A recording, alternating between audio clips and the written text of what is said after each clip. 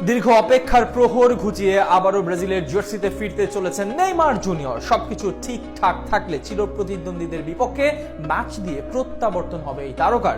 আর Vinicius, রাফিনার সঙ্গে Neymar ফিরলে আর্জেন্টিনার বিপক্ষে একটা শক্তিশালী আক্রমণ ভাগ নিয়েই মাঠে নামবে সেলেসাওরা। আর্জেন্টিনার নরবরে ডিফেন্স পারবে কি ব্রাজিলের এই শক্তিশালী আক্রমণ ভাগ রুখে দিতে, নাকি ব্রাজিলের বিপক্ষে শোচনীয় পরাজয় বরণ করতে চলেছে আর্জেন্টিনা? উত্তর খুঁজেছেন শ্রবণ। দীর্ঘ প্রায় 1.5 বছর পর আবারও মাঠ করাচ্ছে সুপার ক্লাসিকো। আগামী বছরের মার্চে মুখোমুখি হবে দুই চিরপ্রতিদ্বন্দ্বী ব্রাজিল বনাম আর্জেন্টিনা। আর আর্জেন্টিনার জন্য ম্যাচটা নিজেদের অস্তিত্ব রক্ষার। যদিও শেষ কয়েক বছর ব্রাজিলের বিপক্ষে কোনো হার নেই আকাশী নীলদের। অপরদিকে এই ম্যাচটা অনেকটা ব্যাকফুটে থেকেই মাঠ নামবে ব্রাজিল। বিশ্বকাপ বাছাই পর্বে এই ম্যাচে জয়ের কোনো বিকল্প নেই সেলেসাওদের জন্য। তাছাড়া শেষ 5 দেখার 4টিতেই হেরেছে আর্জেন্টিনার বিপক্ষে। তাই এই ম্যাচে জয় ছাড়া অন্য কিছু ভাবতে চায়